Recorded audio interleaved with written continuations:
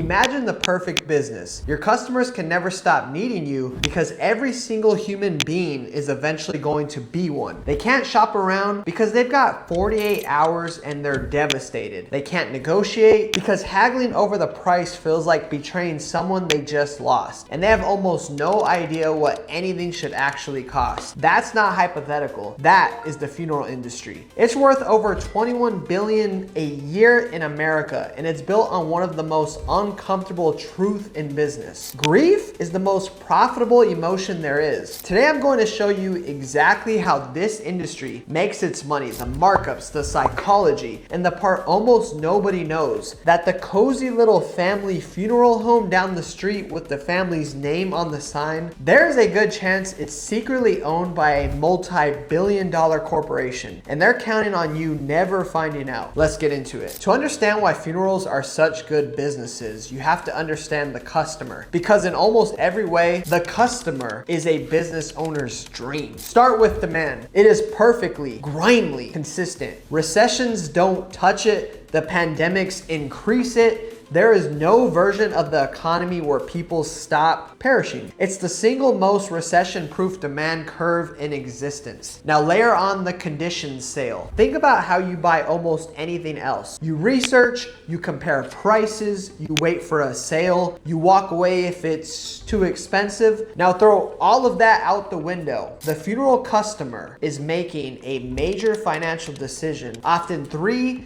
to $10,000 or sometimes more within about 48 hours of the worst day of their life. They're grieving, they're exhausted, they are not in a state to negotiate prices. And here's the part the industry quietly relies on. Most people feel that spending less money means loving the person less. That's a cheaper casket is somehow a cheaper goodbye. That guilt is worth billions. There's a name for this kind of customer in economics. Price insensitive. It means you'll pay almost whatever it costs because the alternative feels unthinkable. And the funeral industry has the most price desensitive customer on earth. So you've got guaranteed demand, a customer who is not going to negotiate with you, who's emotionally compromised, and who feels guilty trying to save money. If you are designing a business to extract maximum value from a customer, you literally could not draw up a better business than this one right here. And the price really does reflect it. Let me show you the numbers.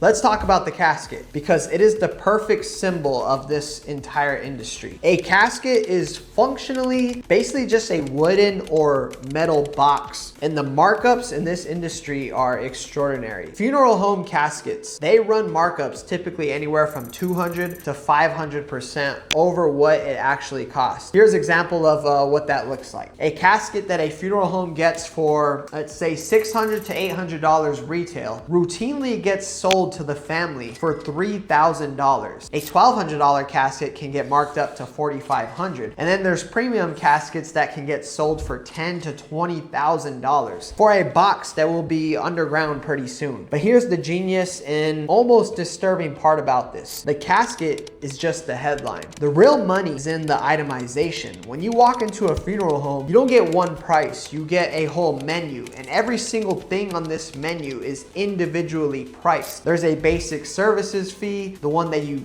legally can't remove, which alone runs $2,200 to $3,500 just for the funeral director's time and overhead. Then you have embalming, then you have the preparation of the body, then the use of the facilities, and then you have the actual ceremony. Then you could also get charged for a service car, a register book, the prayer cards, the flowers. Each one sounds small, but stacked together, a simple viewing and burial can balloon into $15,000. And sometimes these funerals can cost even more. And remember that menu, when it's presented to you, not on a calm day, right? It's coming to you when you can't think. You just had a major sad event in your life, and all you're gonna do is typically just pay the bill. And that timing is not on accident either. All right, now here's the part that genuinely surprised me when I dug into this research. And it's the thing that most people have no idea about. Think about the image of your typical funeral home. It's a local family joint, right? The Johnson family funeral home run by the Johnsons, been in the community for generations. You can trust them. There's comfort in that. someone local, someone who maybe shares your values, not some faceless, huge corporation. That image is exactly what's being sold to you. In a lot of cases, it's fiction. Meet Service Corporation International, SCI. You've almost never heard of this company, and that is entirely by design. SCI is a publicly traded company, which means it's a major corporation out of Houston, Texas, and is the single largest funeral and cemetery company in North America. We're talking around 1,500 funeral homes, 500 ceremonies, pulling in $4 to $5 billion in revenue, controlling somewhere between 15 to 16% of the entire North American death care market. And here's the move. When SCI buys up that local family funeral home, which happens constantly because nearly half of funeral directors are set to retire this decade, and they sell to a corporation, then this SCI company keeps the name. They keep the name on the building as well so that it looks like the Johnson family home still, but it's a totally different company and the community never even knows. The prices, the policies, the upsell scripts, everything gets changed. And now you are a product of SCI. You think you're supporting a local family, you're actually the customer of a multi-billion-dollar publicly traded company, and you would never know it from the outside. It gets one layer deeper though as well. SCI runs a multi-brand strategy. Their premium funeral brand is Dignity Memorial, but they also own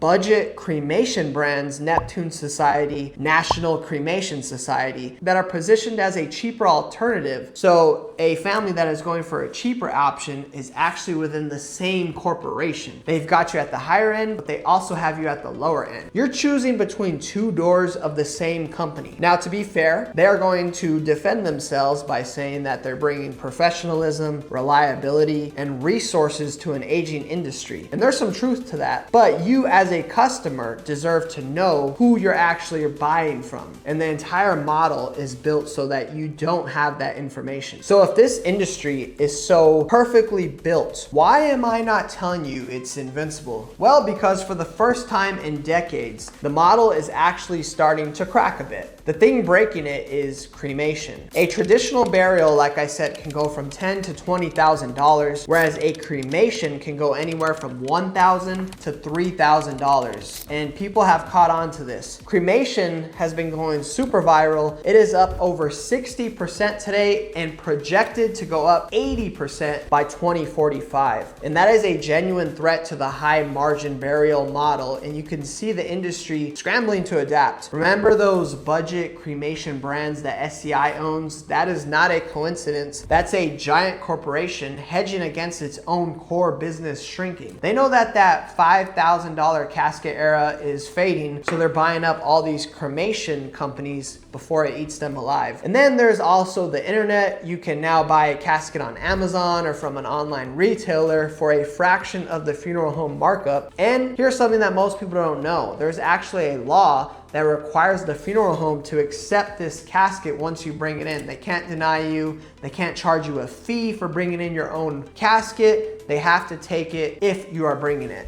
And that's information that is not typically known to the public. So let me actually leave you with something useful here. Because one day, unfortunately, most of us will be on the other side of that desk. And here's how to protect yourself and your family. You need to know about the funeral rule. By federal law, every funeral home must give you an itemized price list if you ask. It's called the general price list. You are allowed to pick and choose from individual items. You don't have to buy a whole package. Asking for that list immediately changes the entire dynamic of all this. You can bring your own casket as well, like I said, and they legally can't refuse you or charge you extra for that casket. That single fact can save you thousands, multiple thousands, and also price shop before you're in the crisis. The uncomfortable truth about all this is that the best time to plan a funeral is when nobody's grieving. Even a few phone calls to multiple different companies will reveal to you large price differences, and you can identify who's overcharging. And also you can find out who actually owns the funeral home that you're going to. A quick search, you could look up SCI or Digital Memorial, and that will often tell you if you're dealing with a local independent funeral home or this big major corporation. And also knowing that cremation is always an option there, way cheaper option. It's not for everybody, but for people who do want a budget